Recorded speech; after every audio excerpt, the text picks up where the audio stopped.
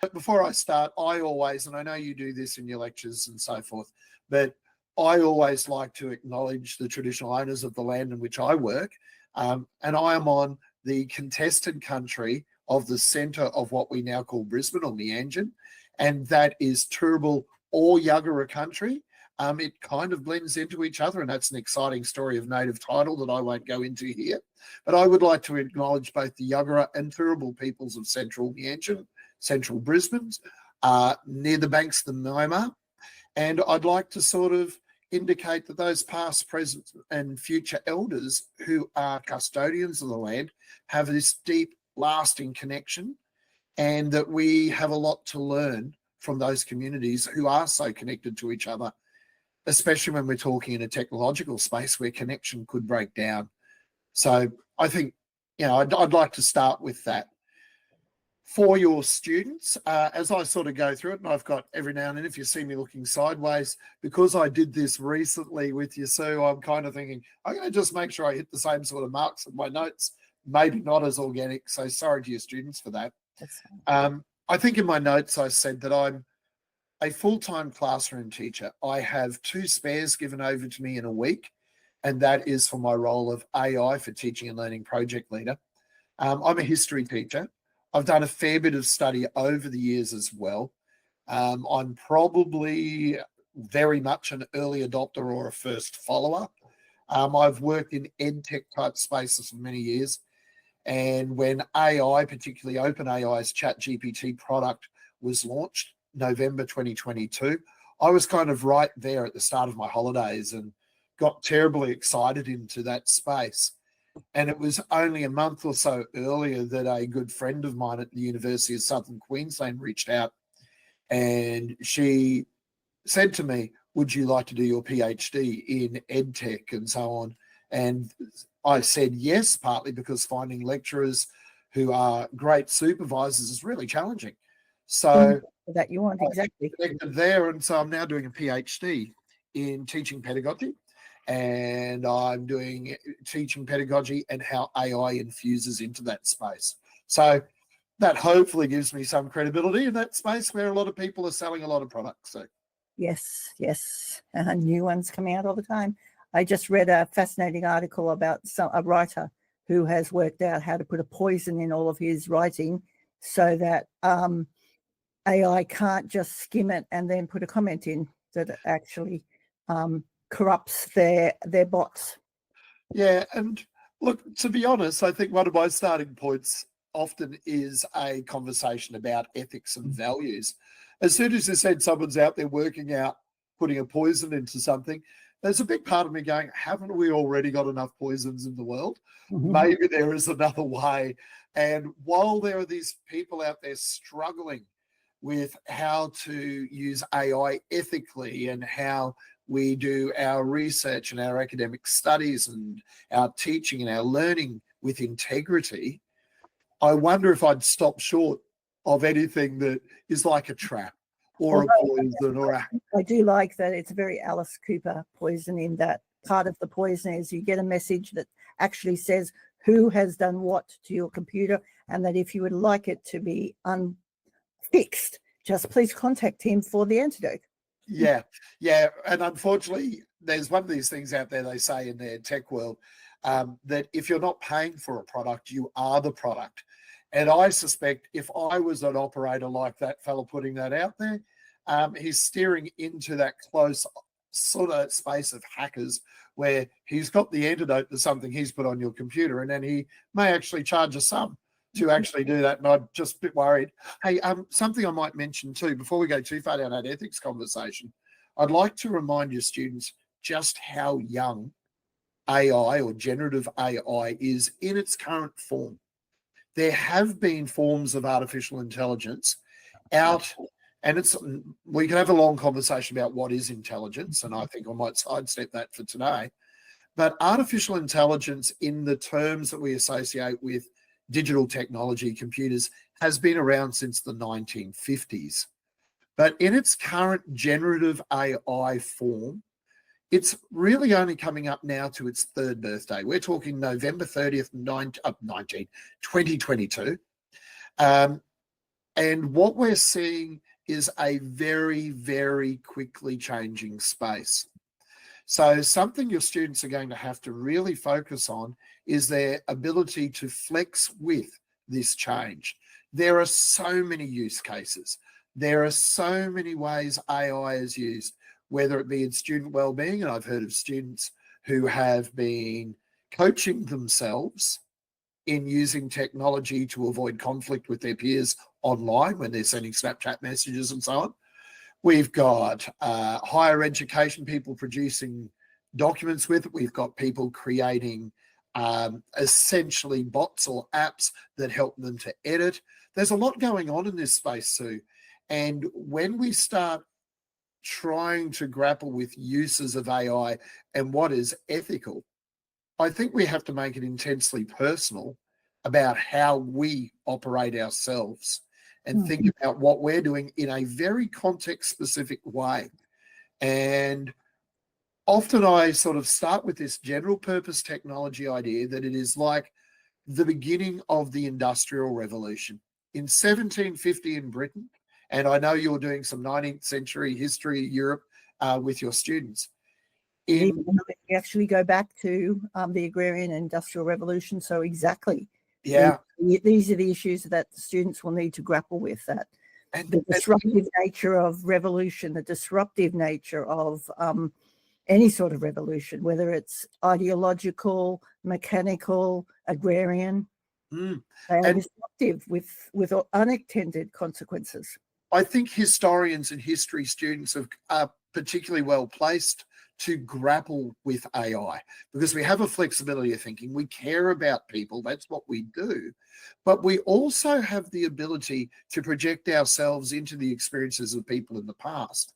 In about 1750, when this steam technology, a previous general purpose technology, was created, no one was really anticipating how it would dramatically transform the world. No one could have anticipated, I suspect, no one was anticipating the effects of steam technology on climate change, on how it would create jobs associated with an electricity industry. The idea of an electrical or electronic or even a computer engineer in 1750 was unfathomable. So you're dealing with a technology in the form of generative AI that is a general purpose technology, and it spawns multiple other different technologies that are incredibly powerful and subsets of it. So if you think about it, steam gave us electricity in itself, something that wasn't anticipated. Electricity has given us modern computing. So, and that has given us generative AI at this point. We can't anticipate where we're going to sit with this. So as we talk through our conversations about AI today, I'd like to sort of touch on that idea that we have to be constantly present to context and think about our actions down the track and how rapidly this is changing. So how am I sitting there, Sue? I think we're touching on many of the points the other day. Yes, and the other thing that occurred to me afterwards, because you'll know I sent you 2 versions of my slides, is language. You've re-sensitized me to something that I was very sensitized with when I was doing my doctoral studies, because my lens was hermeneutics. And the nuances of language and how one's perspective affects communication through language. That, you know, what I send as the communicator may not be what you receive as the communicator from your perspective. That we have these so many assumptions about language, and I'm really interested to see how that concept will affect answers that we get from these generative tools or technologies, because unless you put into the prompt the subtleties of language that you desire to be considered, will a technology consider it? You know, if I want to look at a particular perspective or lens, is that the natural or the default perspective? Are there default perspectives in language? Well, I think what we're getting at firstly in terms of AI there is that when people talk about the way AI carries a bias or the way AI might hallucinate, Mhm. AI is without, again, and I'm not a computer programmer and I'm not an AI engineer as such. There's those developers who are operating at a whole level way above my skill set and pay grade. But what is happening with AI is it's being fed an enormous amount of data, an unfathomable amount of data. The metaphor I use is I'd like you to imagine a never-ending beach, and every grain of sand on it is a piece of data, every keystroke that has gone out on the internet. And if it's on the open internet, not behind firewalls and so on, our large language models, our GPTs, our Google Geminis, Anthropic Claude, Microsoft Copilot, are scouring, are scraping the internet data, picking up little elements of that and dropping it down again, picking it up and forming patterns and picking up on patterns that exist in language use when you're talking hermeneutics, picking up on language use. And AI is operating in a predictive patterning. So if I say the word good, if you could think of that branching off, AI is going, is he going to say good morning, good afternoon, good evening, good day, isn't it? And it throws those various options up. Now, if we scale that up into all of the language use on the internet, we're going to see the bias of the users of the internet, of the creators of the internet. And overwhelmingly, they've been Western white males, right? It's the bias. With a very capitalistic Yeah.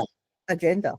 And carrying all of the biases and perspectives, using that historical syllabus term, all the perspectives, biases, ideologies of their own world, their unconscious biases. And that's reflecting through the AI tools that we're using. So one of the challenges I'd get our students to think about is that if you don't like the biases in the AI, what you're really saying is you don't like the biases that are inherent in our use of the internet. And we're seeing only a chunk of it. There is a Chinese internet largely behind a firewall and so on, but you're seeing a particular shape, a particular perspective on our modern society. And I think it is ripe to be challenged. Something I'd talk about spinning off that then is when we start thinking about biases and so forth. There are some tools that we can actually teach students to think about in terms of their AI use. And I'm going to start with, firstly, some really interesting research that caught my eye just a couple of weeks ago. We're recording this in July 2025, and about June 2025, social media feeds were filled with these headlines along the lines of MIT, Massachusetts Institute of Technology, has found that AI makes you dumber. AI rots your brain and so on. Now, that particular study by Natalia Kosmina and her team was incredibly poorly reported. What it actually found is that if you use AI as a technology, and I'm going to argue like books, like lectures and everything else you get as a source of information, if you use it uncritically, if you use it without thinking, you get poor outputs. And one of the parts of her study, and she found it laughable, this idea that AI made you dumber. That's absolutely not what her research said, and it's absolutely not what she wanted people to hear. But something I thought was fascinating was her final part of the study, and it was very small, very preliminary finding. She spoke about the importance of working in a scaffolded way where we build our knowledge of our content, our knowledge of our skills as historians, as teachers, as architects, lawyers, doctors, insert this here, build that first and then introduce greater uses of AI.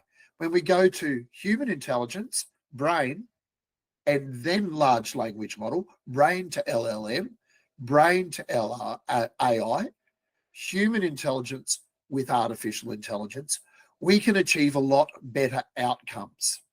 So for the students who are sitting there watching us having our chat, something for them to take away is you still need to be, to some extent, content masters. You can't know everything. Let's give up on that idea for a start. But going into using AI with no idea of what you're talking about is going to generally lead you down some pretty bad pathways. And the key one that she was worried about in her research was that you're actually not getting good at your learning, which is what her study was in. So firstly, know your stuff and then use AI in an intense way. Don't offload your cognitive abilities to AI. Don't get it to do it for you. Work with AI, not substitute your thinking, AI for your thinking.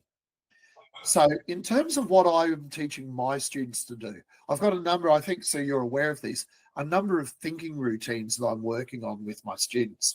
And I've gotten my mental image here that, you're more switched on students out there are probably hitting pause every now and then in this video and typing ideas or scribbling things down.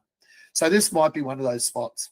So my first thinking routine that I teach students in my school to do, and I'm actually teaching my teachers to teach my students to do, or students to do across the school, is to use a prompt that I call 2 I's and a V. Now, 2 I's is 2 I statements, and the V represents a verb. So when you're teaching a student who might be 13, at the minimum age of the LLM models freely available out there, a grade 8 or younger, there are people out there who are below the age of 13 using those models. But if you're using that model with a kid, teach them, go, make a couple of I statements, set some context before you give it a very clear direction, a verb. So it might be, I am in year 11 modern history.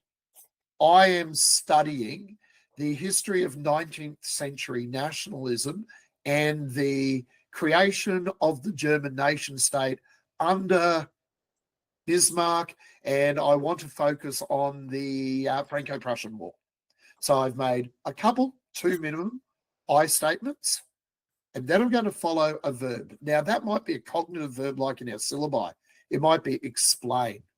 It might be summarize. It might be outline. But it could be something like this. List for me the 3 main causes of the Franco-Prussian War. List for me the 3 main outcomes. So they're making a couple of I statements that set a context for the tool. This is my purpose. I'm a 16-year-old, so don't answer to me like I'm a university PhD level candidate. I'm a 16-year-old. I'm at school in Australia. I'm studying this for school purposes. So bring that language. I want to focus on nationalism. I don't want the unification of Italy. I don't want nationalism broadly around the world. I'm not looking at the causes of World War I. What I'm looking at is how the Franco-Prussian War played a part in German nationalism. List for me the 3 major outcomes, the 3 main causes. Now, follow that up. So that's 2 I's and a V. Now, your users might then go, well, why can't I use 3 I's, 4 I's, 5 I's? Absolutely no reason whatsoever, but I needed a number that would work nicely for younger students. You can make it more complicated. It doesn't matter. You don't even have to tell the truth about the I's. I could go, I am a dietitian, exercise physiologist, and personal trainer. I am designing a program for a person who is recovering from a major car accident. Outline for me a eating plan. So I'm not an exercise physiologist and so on, but I will get that level of knowledge. You could also flip it. The I might be a you. You are LLM, you AI are a historian, a person living in the year 1876. You are, and you can flip it around like that. You have experience of the Franco-Prussian War, etc. Okay, so 2 I statements followed by a verb, 2 I's and a V.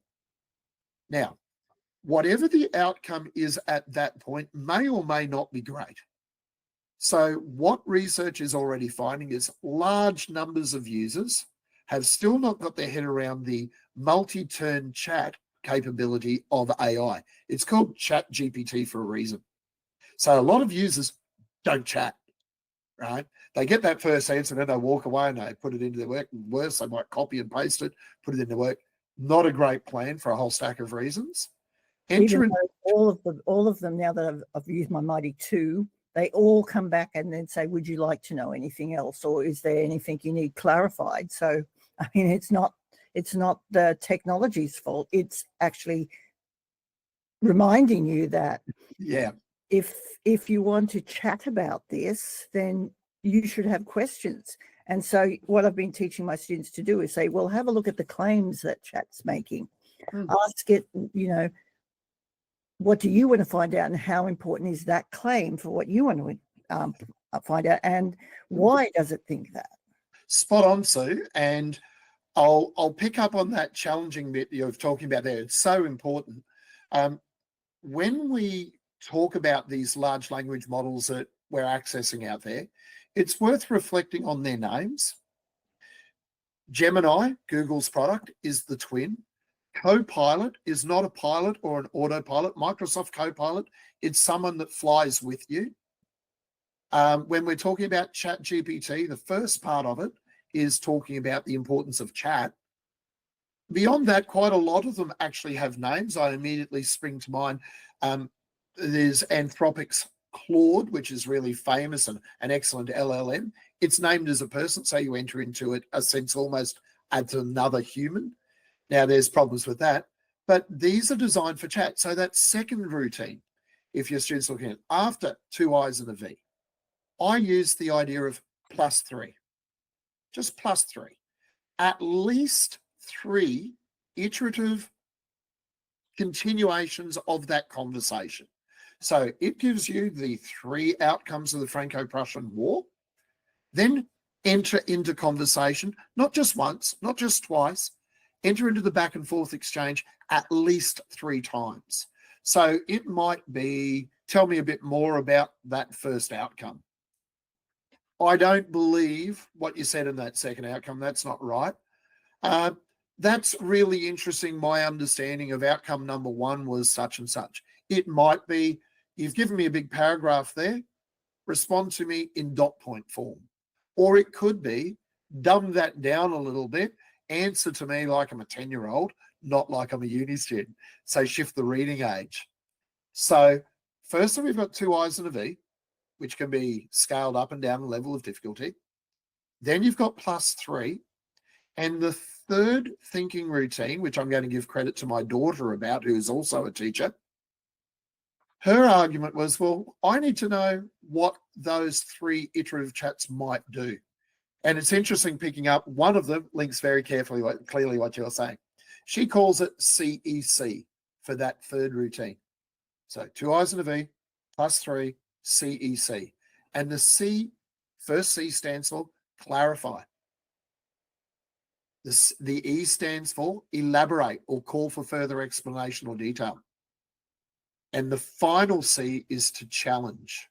So to her mind, as a 26-year-old teacher in a 3rd or 4th year of teaching now, she's finding that her students needed to be guided to the idea that when you're in that iterative chat, you should broadly be looking for more information, that elaborate, that expand, that explain. It might be to clarify, what did you mean? Or the challenge, that's incorrect. You're telling me what I want to hear. AI operates in its current form, and this might be out of date in a couple of months' time. It's moving incredibly fast. But it currently operates as a very eager to please intern. It wants to tell you something that pleases you. And that may not be right, but you're very pleased and you go away. So when you're looking at it with that knowledge base you've built in the early stages, when you've got that knowledge base there, you can look at it and go, that doesn't feel right. When you're talking about that outcome of the Franco-Prussian War, it feels a little bit more like Garibaldi in Italy here. You seem to be confused. Is that what really happened? And often when we challenge, you'll find in one of the next exchanges of the AI, if you know what you're talking about, it says, you're right. I'm sorry. Thanks for picking me up on that. Perhaps this is more helpful. So if I know what I'm talking about, I'm much better at asking it to clarify.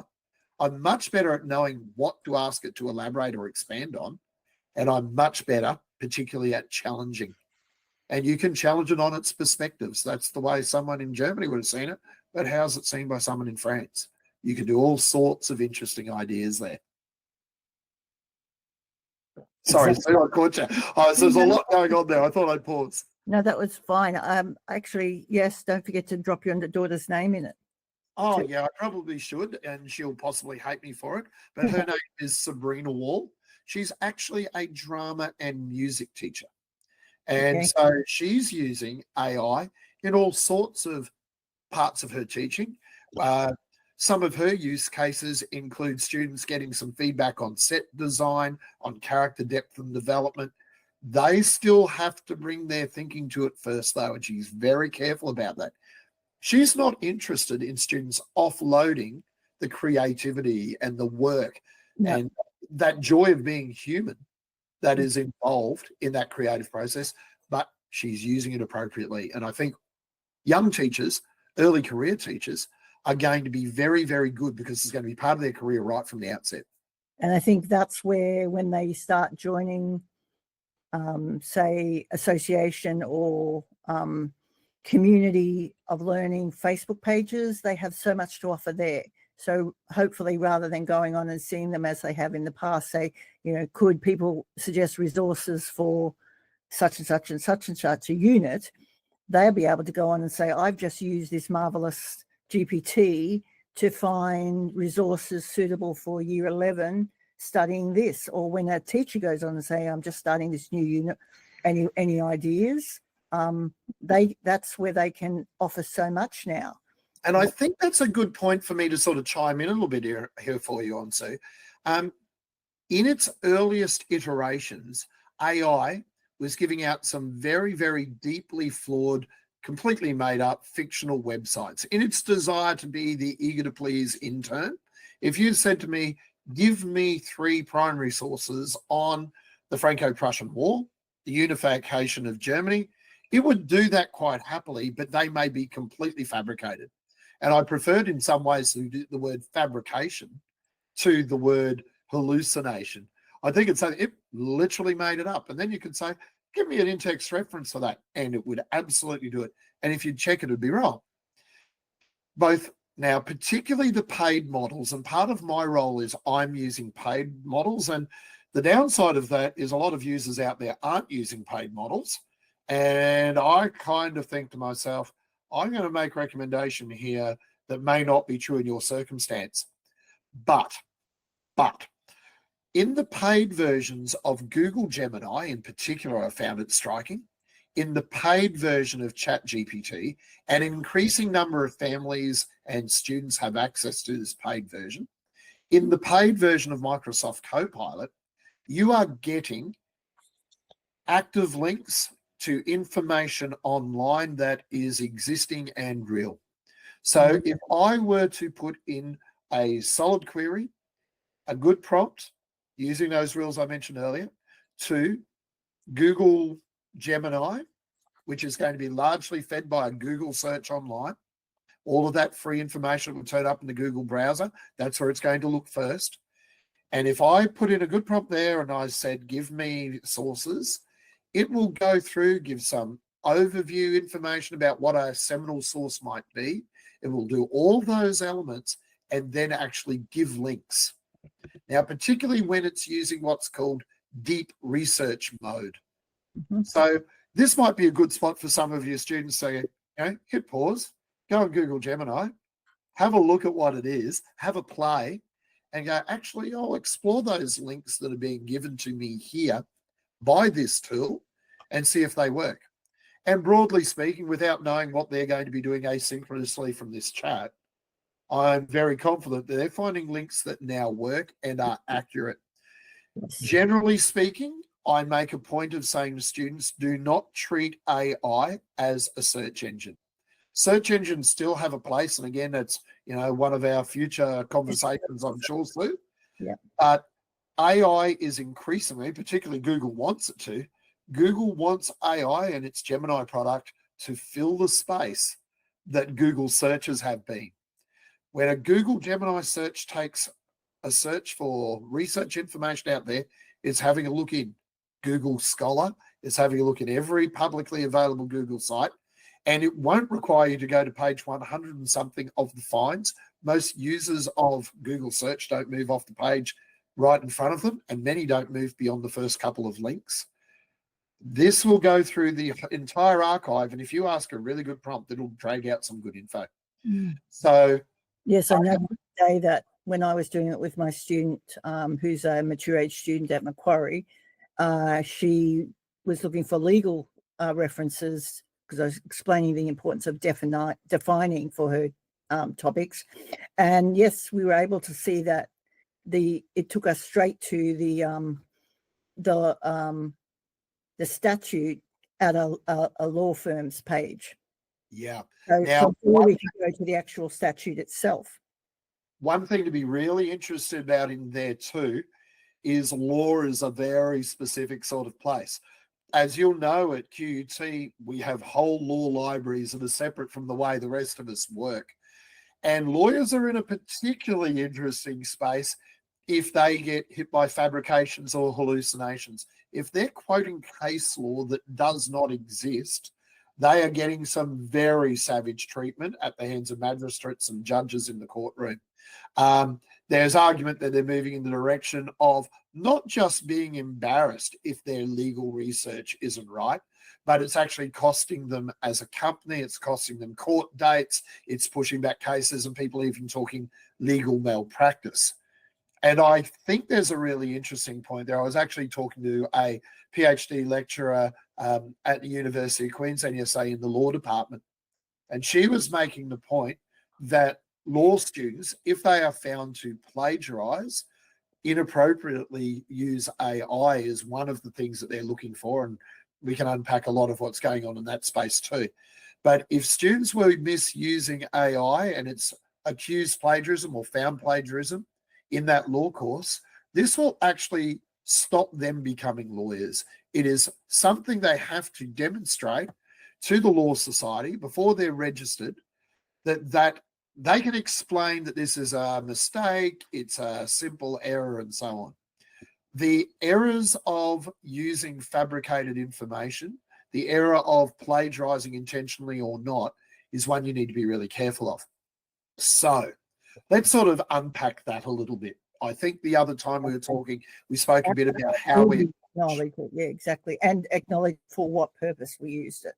So exactly. Using it to help me edit is different from using to helping me to find good ways of defining. Yeah. And so I think I might almost start that in a slightly different spot. I think you're in a great point there. The use cases of AI are so diverse. So even when I was saying earlier on, we go from brain to LLM, human intelligence, build up your content knowledge and skill before you have complex use of AI. Don't forget that a very early use case for some students might simply be getting a task sheet for an assignment, putting it into the AI and asking the reading age of the language to be shifted, to pick out what are the main ideas and how to scaffold it, to define key terms quickly. So that's a use case that is quite different from somehow trying to do research and brainstorm ideas there. So I'm saying you go brain to LLM, but my own research is showing we need to infuse our work appropriately at different points, and that means different levels of AI use at different times too. So let's now talk about AI when, as a history teacher, my students are using it partly in their research. That's something that you'll probably be finding in your workplace as well. So first off, I'd say to your students, use AI as a resource, not as a source.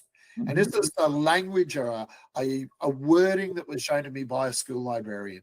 It's a little bit like using it like Wikipedia rather than a scholarly journal, a peer-reviewed scholarly journal.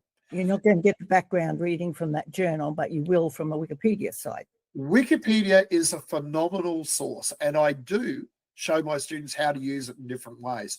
I use Wikipedia constantly, but I don't use it as an academic source.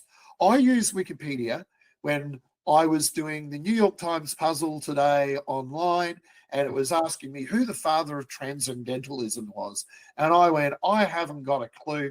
I threw into my search engine, father of transcendentalism, and it told me it was Ralph Waldo Emerson. I went, cool.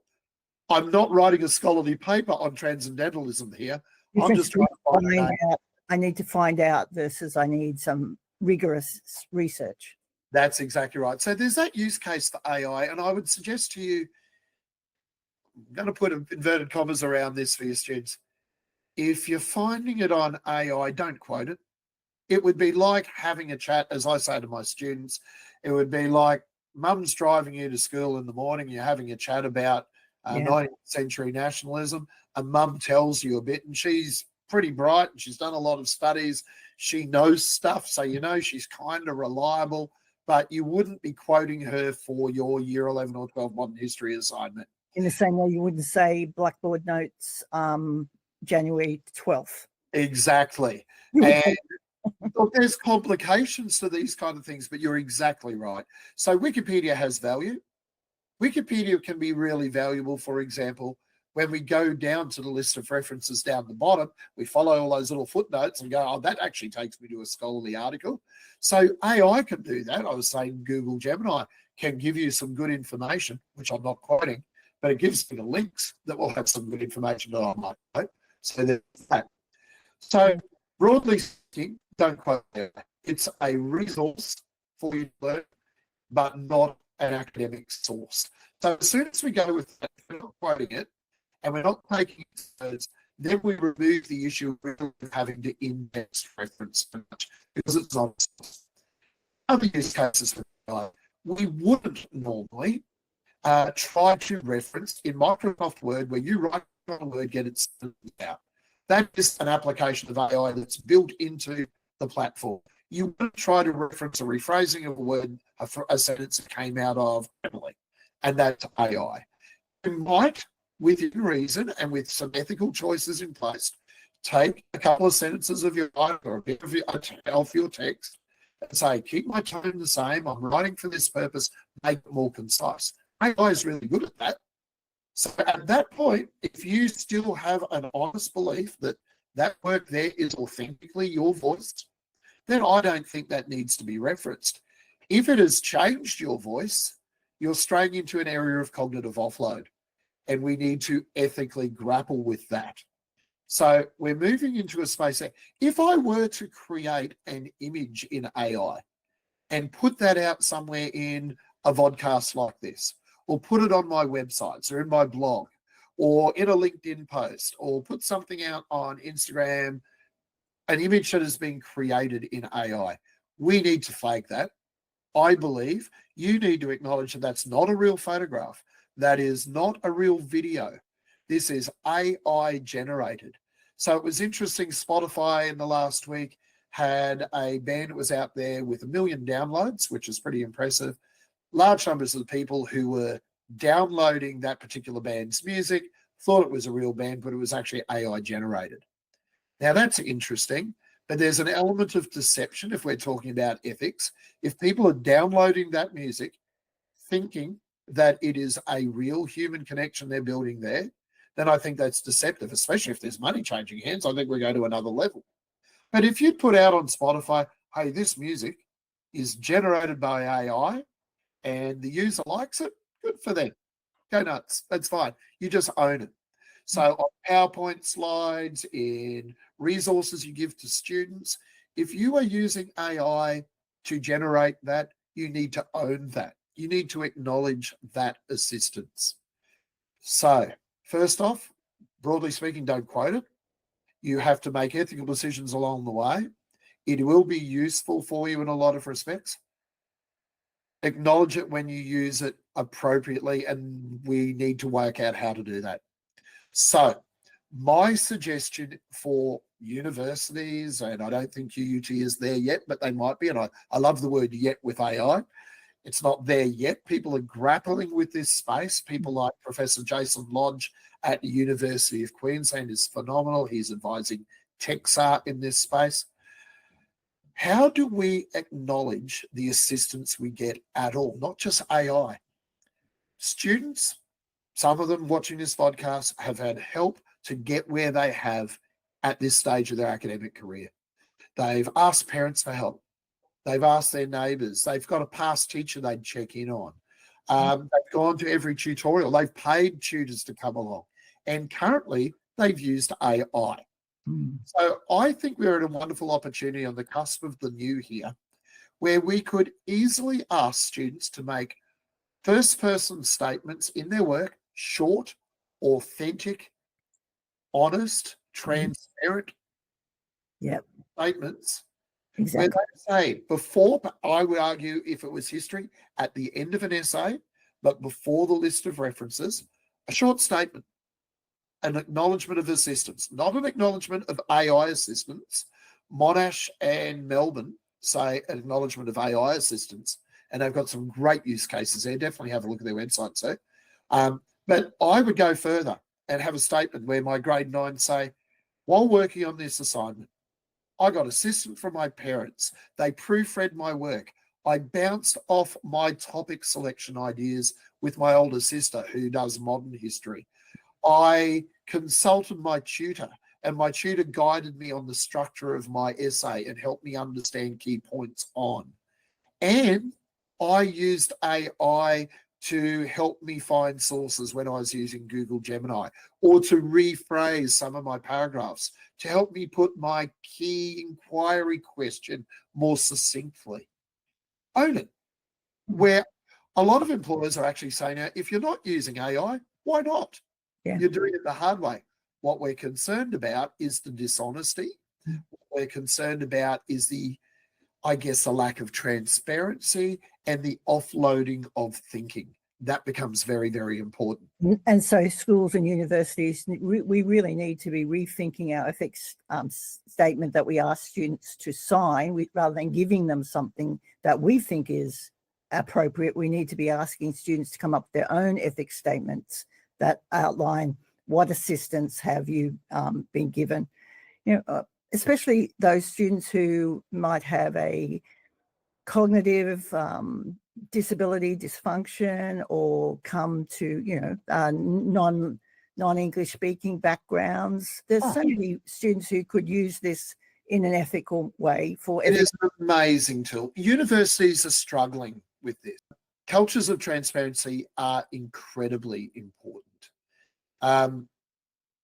What we need to do is know our students. And I think our universities, where you've got large cohorts, students are watching online and so on, they don't know their students. And so therefore they're deeply worried about how they maintain the integrity of their assessment.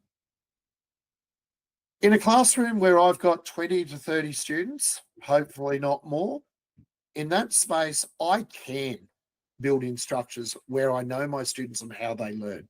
That's one of the core principles of what AITSL is telling our early career teachers. How do you know your students?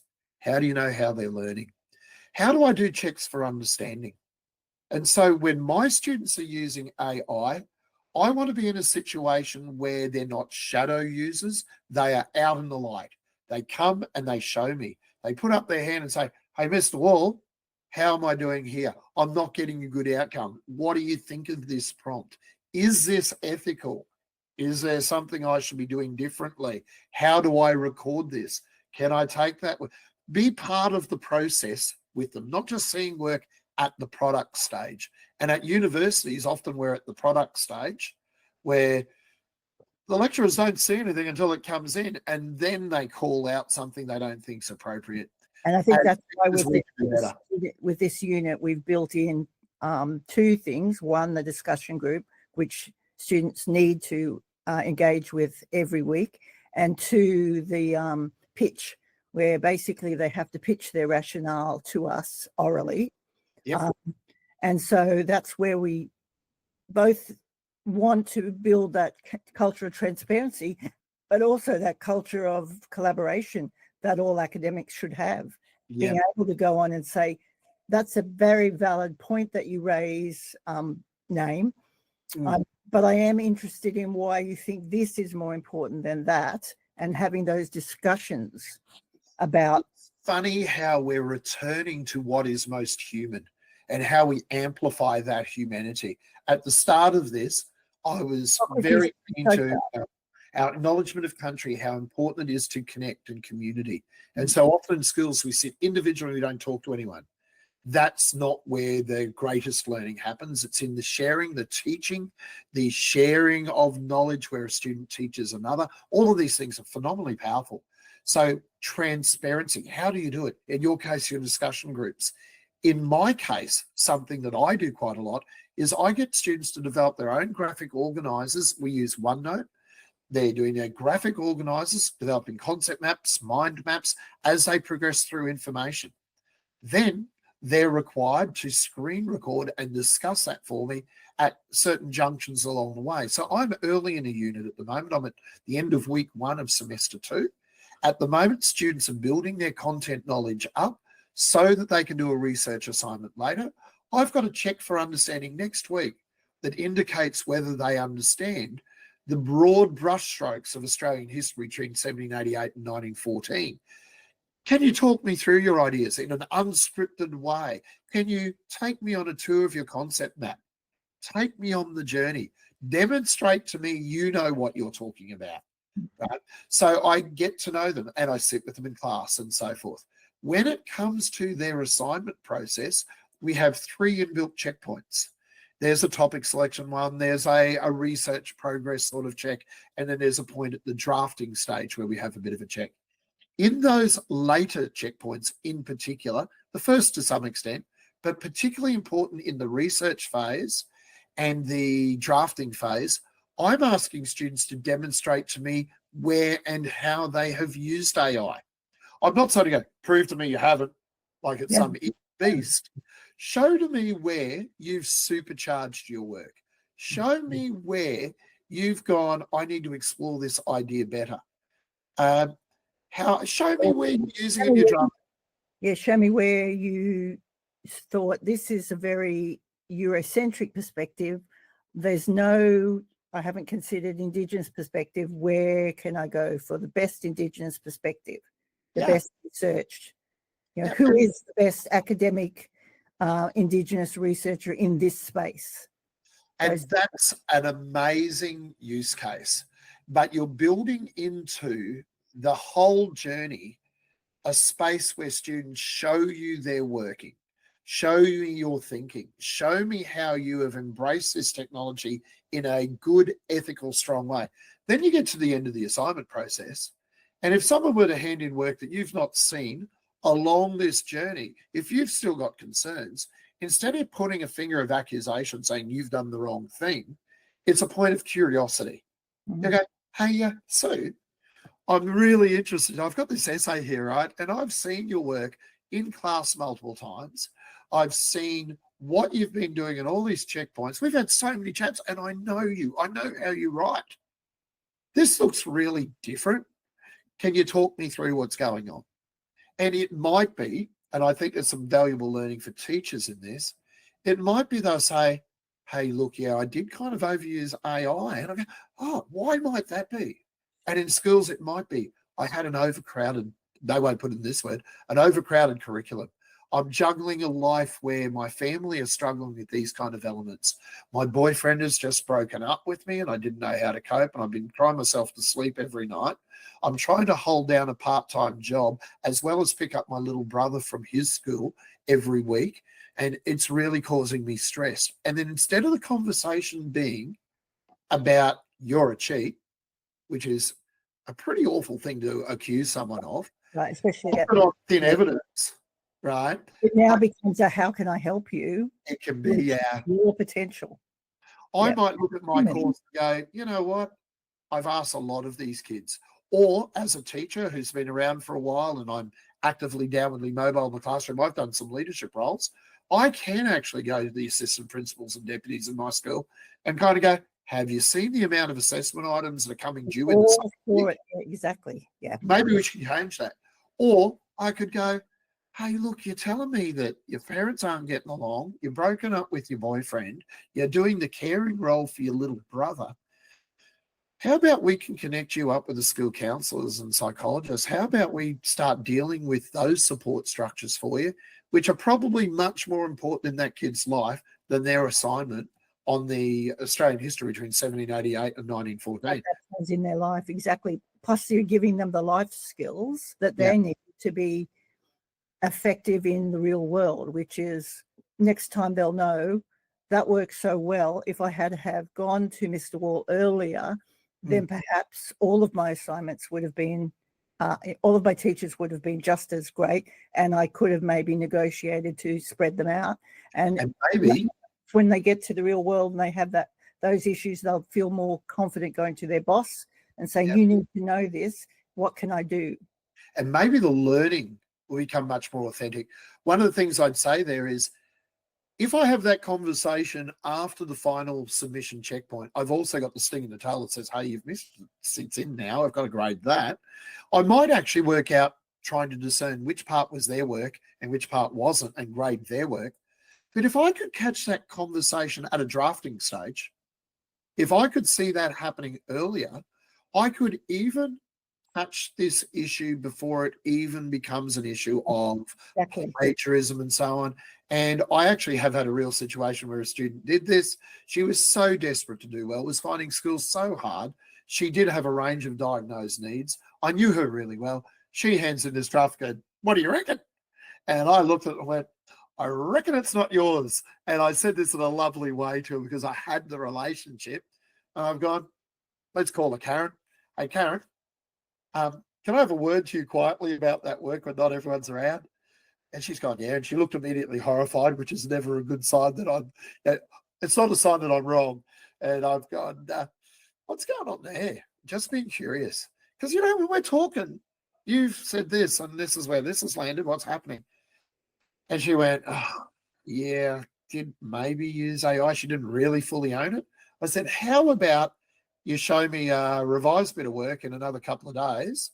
Let's go back to a future draft and build it from there. She even could face save and not own that she'd done the wrong thing. She's a 14-year-old. She's not at that point. No. So she then did it and she got so excited. It was the first time she got an A in her life. But she didn't give me something that had been cognitively offloaded. She was giving me something that was her, and she used the tool to amplify her voice instead of replace her voice. I'm going to put in a comment that we definitely had the other day, and it fits with this, but it's a bit of a jump. And if people want to sort of hit pause and go and have a moment break, I think it's an important one. So I'll leave you a moment there. The point I want to make is one now, almost as we're wrapping up, the idea that AI detectors, the online tools, whether it's run by companies like Turnitin and others, have an appalling reputation in enforcing and detecting AI work. The basic line thrown out by Dan Bowen, who works for Microsoft, Ray Fleming, his partner in a podcast called the AI for Education podcast, they have got a catchphrase that they use in every episode, and they say it almost in unison as a joke at times. AI detectors don't work. Mm-hmm. So let's just unpack that. If anyone's getting caught on an AI detector, they are so obvious you probably could catch them without using an AI detector. So if you've got a culture of transparency, you don't need an AI detector to tell you that this isn't the student voice.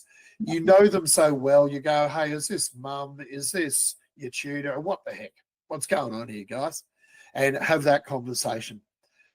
I raise this as a concern for your students because something that AI detectors are known to do in their current form here in July 2025 is they get false positives. Yeah. It's often indicating that a student who has not misused AI has.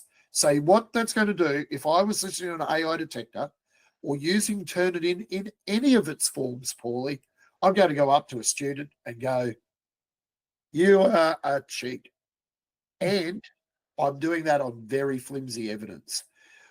Look, imagine going up to a law student in the United States and saying to them, you're cheating, and they weren't, and saying, despite all the evidence out there that's easy to find and research, all of that evidence pointing that AI detectors don't work, I'm going to double down. I'm going to accuse an American law student of cheating. I think you're guaranteed in that litigious world, you're going to get sued. In the United States, a law lecturer in Texas did exactly that, accused an entire cohort on the basis of an online AI detector accused an entire cohort of future lawyers in America of cheating, and they failed their course. And every one of them sued him and the university. And, and he deserved every bit of that, because AI detectors, broadly speaking, with a few caveats here and there and technology changing, they don't work. Know your students, how they learn, build cultures of transparency, teach them how to use the tools well, and then when you hit a problem, be curious. Find out. The only time I actually was certain, I'll tell one last story. I didn't tell you this one recently. I had a student who I sort of thought was kind of doing the wrong thing, and I said, hey, I need to have a chat to you via email. I couldn't catch her. Send it to you. I need to have a chat to you. I'm a bit curious about what you're going on here. And I got back this email, and the email was so amazingly worded of apology, by the way. I'm terribly sorry that I had done the wrong thing here. I'll see you at the earliest convenience. And so I was dealing with a 15-year-old, and I knew her well. And I've read that, and I was a little bit miffed. You can insert other words there, because I'm kind of going, I kind of think I've got issues with the authorship of your work in this draft. Can we have a chat sometime? And her apology email to me was even more not her voice. I was then going, oh, really? What? And so when I saw her, I called her out. I went, look, this is how I'm feeling. I've sent you this. I'm being curious. I had my suspicions. And then you send me an email that seems to be written by AI. And I went down that path. Well, that's true. I have definitely helped students write, no, that's not what you're going to send to your teacher. Let's try again. Well, you know where this is landing. So she's gone, oh, no. And you've got to remember, I've got a good relationship with the students, still do. She's gone, I was so worried about saying the wrong thing in the email. I asked my old assistant to help me write the email. So I was correct in not recognizing it as her voice. I got that bit right.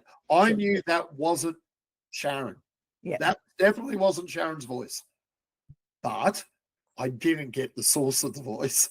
And I had wrongly assumed it was AI. And what I was actually picking up on was too much of someone else's voice. So I think maybe the curiosity needs to be about, is this authentically your voice? Am I hearing your learning? Am I hearing your thinking?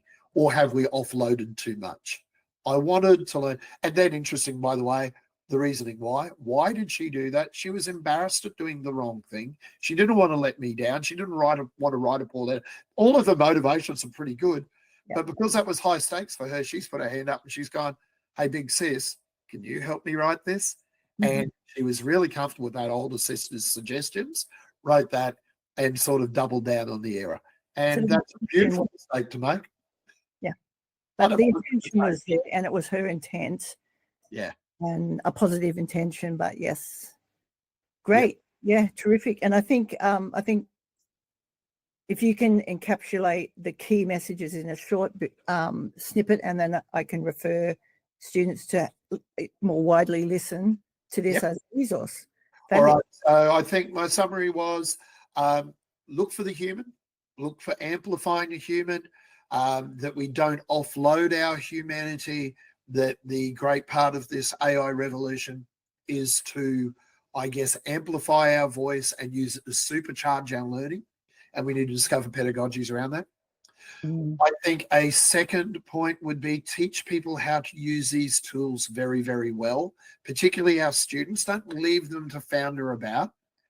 Get them firstly to build up their own human capacity before trying to do the complex tasks of AI, but not forgetting how AI can allow us to do things like self-differentiate, to unpack our learning early and scaffold. So the use cases will vary, but broadly speaking, brain, then LLM, human intelligence in hybrid with artificial intelligence. In that same point, teach our students how to use the tools. We can say all of that, but what do they actually do when they sit there on their phone? What do they actually do when they're at their keyboard? What are they actually going to do? Well, 2 I's and a V, 2 I statements, nothing special about the numbers or even the I statements, 2 I's and a V, the verb, followed by the +3 strategy of at least 3 iterations, even if they don't want to. Even if they feel like they got everything they wanted in one, push it, train the routine in so that's natural to them. What do you do in those three? Challenge, clarify, and elaborate. It's CEC. I might put it in the right order for your students. To clarify, to elaborate, expand upon the answer, tell me more. To challenge it, test its biases, test its hallucinations, its fabrications, call it out. And then finally, I think my big takeaway is probably at the end there, cultures of transparency in which students acknowledge openly and authentically the support they've had from all sources, not just AI, but obviously, given the nature of this conversation, including AI. How's that, Sue? Excellent. And I think one thing I have particularly noticed in the way you talk is the verbs that you use. One of the things that I've been thinking about. Last talk, you were talking about what is most important to set those worldviews and perspectives you talked about today. And when I was looking at, well, what is most important to me, I know I said preparing lifelong learners. And I thought, that's the wrong verb. I don't want to prepare anything. That's an industrial model. These are not cakes. Yeah. I want to inspire them. You know, maybe I won't inspire them, but that's what I want. That's my goal. And I think using these technologies can inspire so many students who sometimes the sort of student who is intuitive and reads a play and you know is listening to you, and you can see on the look of their look on their face they don't agree with you because something intuitively is different for them, but they're not at the stage where they can justify why I have this intuitive belief that it's something different. For those students, this tool is technology is perfect. You know, is there a case? Is there a scholarly case to argue this? Yeah, and maybe they can even use as a devil's advocate. I believe this AI take on a role of my opposing argument. I want to argue with Sue, my lecturer. I want to argue with Vince, my teacher. I believe this. What are the counter arguments on balance? How do we do that? And I didn't mention this, chat. Remember that for all of my talk about 2 I's and a V and +3 and C, all of the jargon we can put in here, these are natural language models. It's what teachers are training to do, to have a clear communicative voice with a direction here. Use your words well. We don't have to be these things that were being created by the tech bros called prompt engineers. We don't need some sort of special skill to use AI. If anyone's got the skill, it's a good high school educator. It's a teacher, maybe one's at the primary school even more so, where they have to say, I'm working on this. We need to know that. Go on and do this very clearly. Teachers do that all the time. Set a context, set the background, and then give a direction. Set the parameter. That's what we do with AI. That's exactly. And then if you're in a classroom and you were seeing a student not doing those things, then you have an iterative conversation. You go, hey, Bruce, what are you doing over there, mate? Oh, I'm doing this, sir.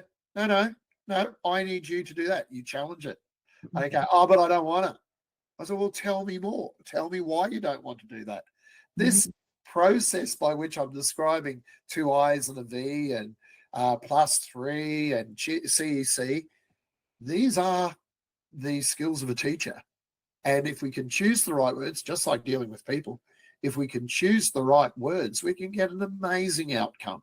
If we can just find the way of working with the technology, we'll do the same. And our goal, if I can end on a hopeful note, our goal is hopefully as educators to build a better world. Absolutely. And if we don't teach kids to challenge and question, but in the right way and be evidence-based, then we're doing the world a disservice. Evidence matters. We want to be able to say, hey, I don't necessarily agree with you, but I accept what you're saying, or show me more, give me I accept that you believe that, but I'm very interested in why you believe that. Yeah, not abandon evidence.